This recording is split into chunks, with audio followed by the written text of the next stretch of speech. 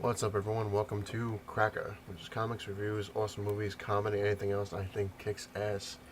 This is episode 21, and as you can see, I'm the same old geek, but I have new glasses. As you see, I Vogue. You can Vogue. Well, all Vogue. I get wacky as the day goes on. But besides that, this episode is actually a lot of things I'd like to talk about. I actually got a lot of questions from episode 19. I know I'm on 21, but people actually put up a lot of stuff in response to episode 19, so I will answer those questions. I wrote them down, so I wouldn't get them wrong and who asked them. But before I do that, I would like to say thank you to my cousin Kevin, who actually watches the show religiously. God bless you, sir.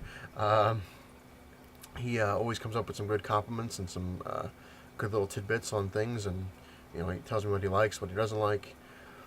Good guy, good man, helped me out, and he also gave me a couple good ideas for certain things, so I appreciate it. I also like to say thanks to a good friend of mine I've known since high school, Tony, and his wife Carly.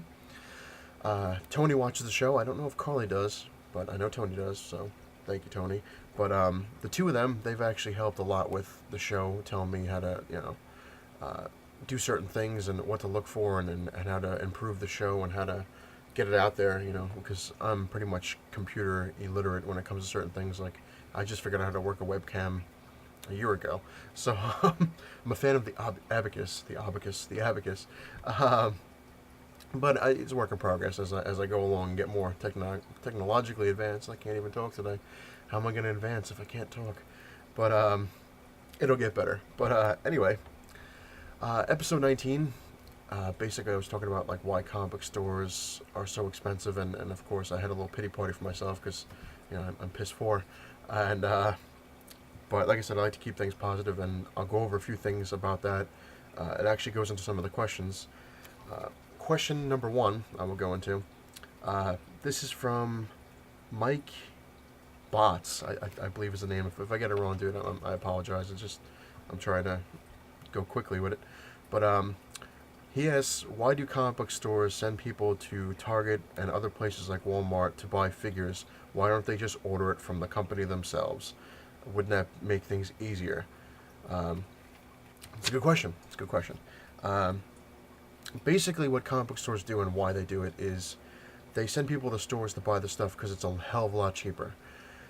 Say you wanted to buy Batman from, I guess, let's just say Toy Biz. When you go to Toy Biz themselves, they want you to buy 50 Batman rather than buy just, if you just want one or something like that. And they'll give you, they'll obviously give you a discount on the price, but they'll also charge you shipping. And now, if you ever work at a comic store like I have, when you get figures in, they're a pretty big box, and there's a lot in there, so it weighs, so they can get you on the shipping. That's pretty much what makes the comic book stores a little smart in a way, is because they're sending people out to go get, say, like I said, say Batman.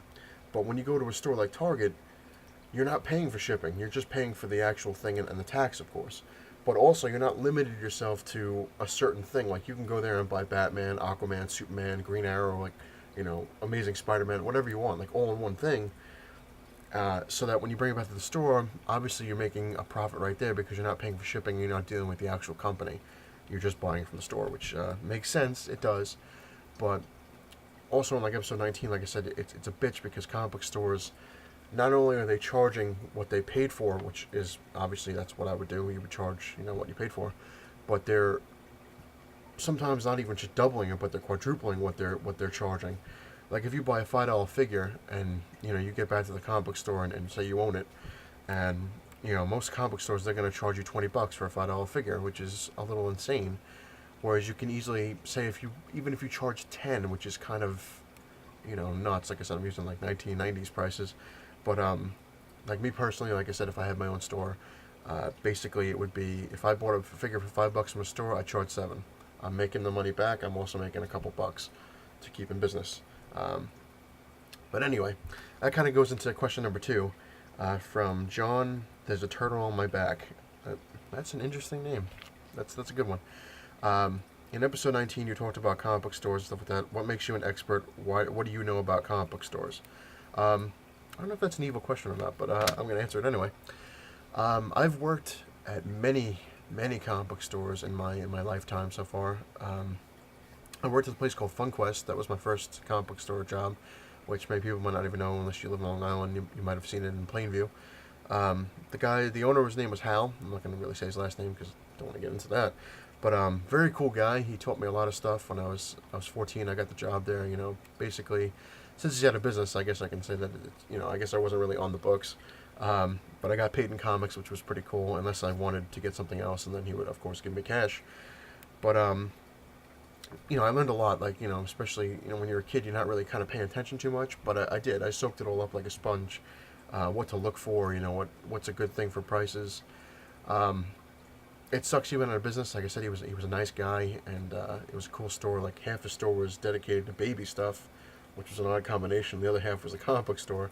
But him and his wife ran it, and they were very nice people, and they treated me very nice, like almost like an equal, even though I was a kid. But same thing with the question. Like I was also saying, like why am I bashing comic book stores?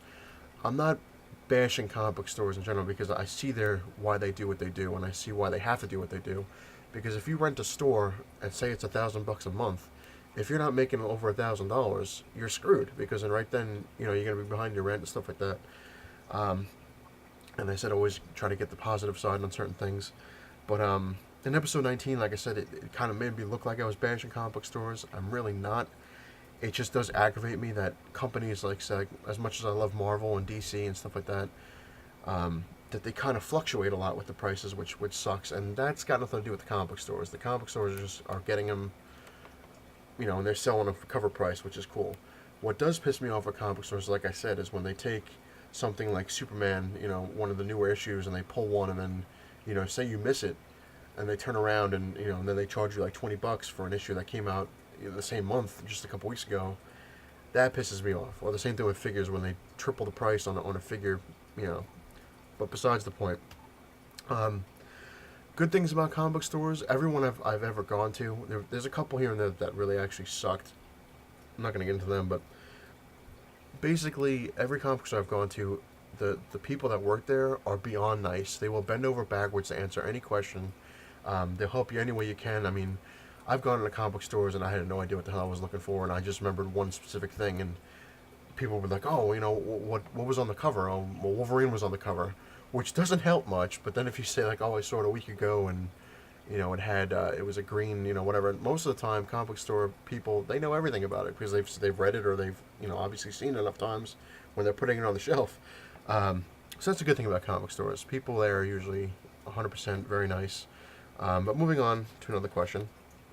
Let's see. On your episode 19, you said you were piss poor. If you're so poor, how do you afford all these DVDs, comics, figures, etc., if you're broke? That's a good question. Pretty much everything I show on this show is over years and years of collecting. It's not like I just went out yesterday and bought all this stuff. Also, my fiance, she's very nice.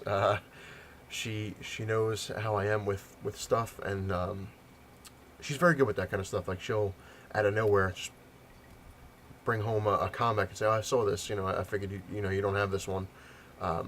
Or she'll find like a DVD or something that I've been pining over. Like, "Oh, I really want to get that." Blah blah blah. So she's cool like that. She'll bring home certain things. Also, tax checks. When you get your tax refund, it's very good to stock up on stuff.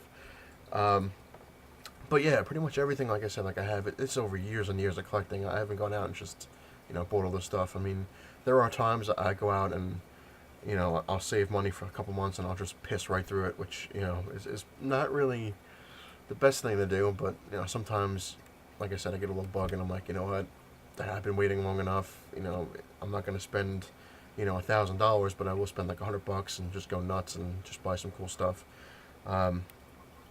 That was it's not a bad question.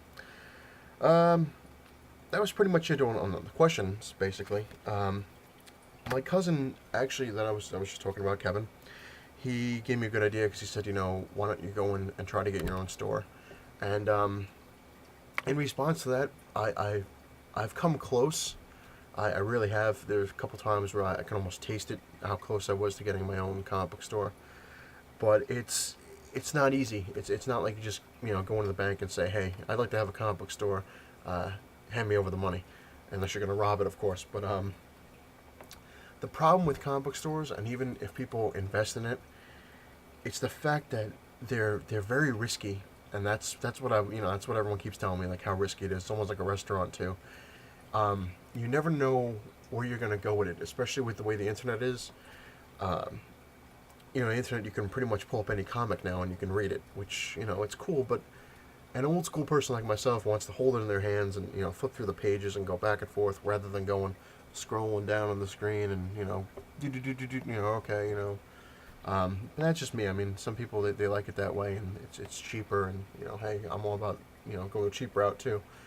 But, that's one of the reasons why I haven't had a store. I mean, my father once tried to get me a flea market store, which is nothing wrong with that, but the thing that sucks about trying to do stuff like that is, one thing, you're selling all your own stuff, which, it's rough on me because I've collected a lot of stuff so much, so I kind of got a personal attachment to some of it.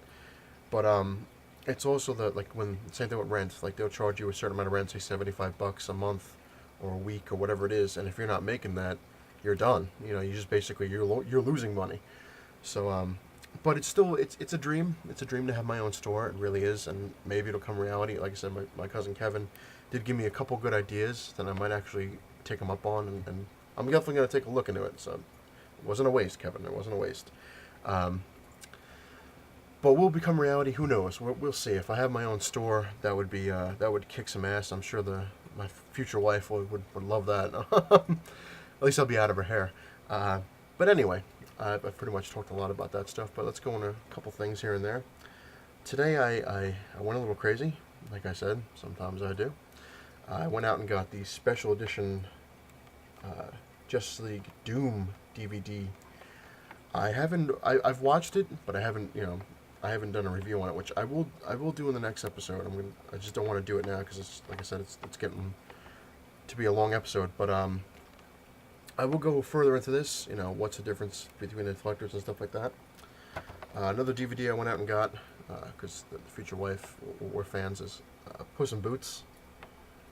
I'll go into that. And one thing I got that was actually a really good bargain, and I became a fan a couple years ago, and I started watching it, and I just love the show, and it sucks, obviously it's off the air now, but future wife and I, she hates when I call it that from time to time, but it's just quicker.